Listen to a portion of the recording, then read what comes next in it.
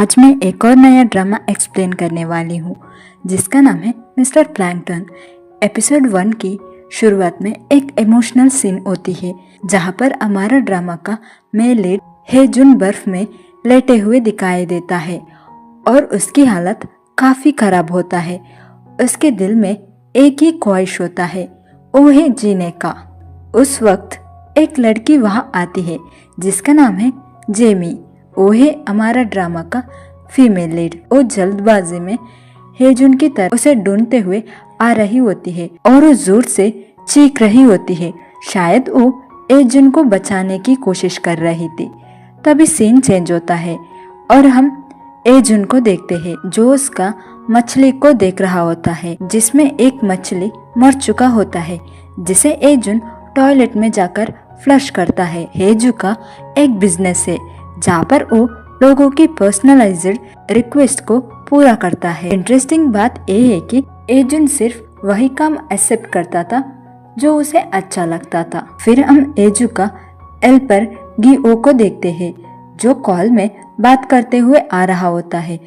जब वो हेजू का घर पहुंचता है तब वहाँ जूरी नाम का एक लड़की होती है जो हेजू का फ्रेंड है, जो हेजू का घर के बाहर उसके लिए इंतजार कर रही होती है, जिसे देखकर गिओ चुपने लगता है। लेकिन जूरी उसे देखती है और उसका ऊपर चप्पल फेंकती है और वो उसके पास आने की कहती है।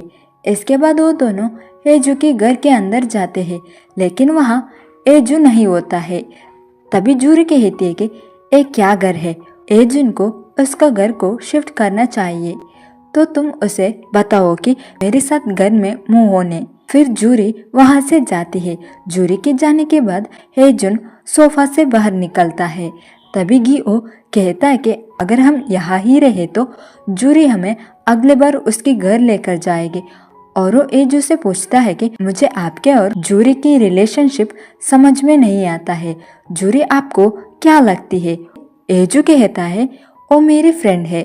फिर गिओ उनके डील को देखने लगता है और वो हेजू को इसके बारे में बताने लगता है, लेकिन हेजू सब डील को रिजेक्ट कर रहा होता है क्योंकि उसे वो सब बोरिंग होता है। आखिर में उसे एक डील अच्छा लगता है जहाँ पर एक आदमी कह चुका होता है कि उसका बेटे को स्कूल में बुलिंग करते हैं तो आप उसे मदद करें। तभी हेजू गिओ से पहले हमें उन बुलिस का फोन को हैक करना चाहिए तो हमें उनके बारे में कुछ एविडेंस मिलेगा। दूसरा और गिओ हेजू ने रिजेक्ट किए हुए डील को हेजू से छुपके टॉयलेट में बैठकर डील कर रहा होता है। तभी हेजू ने फ्लश किए हुए मछली ऊपर आने लगता है तो गिओ डर जाता है और वो बाहर आता है।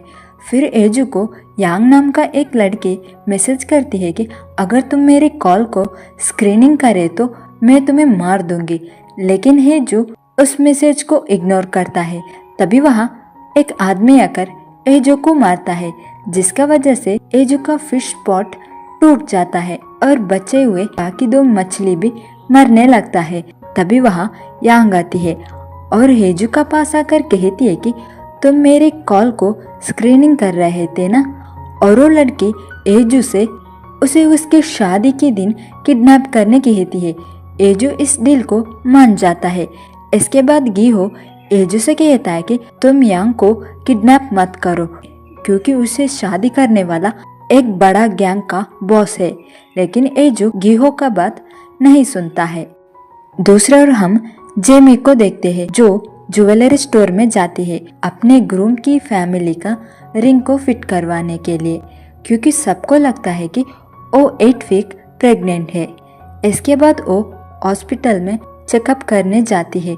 फिर हम यांग का शादी का दिन को देखते हैं जहाँ पर हम उसकी ग्रूम वांग को देखते हैं जो एक गैंग का लीडर होता है।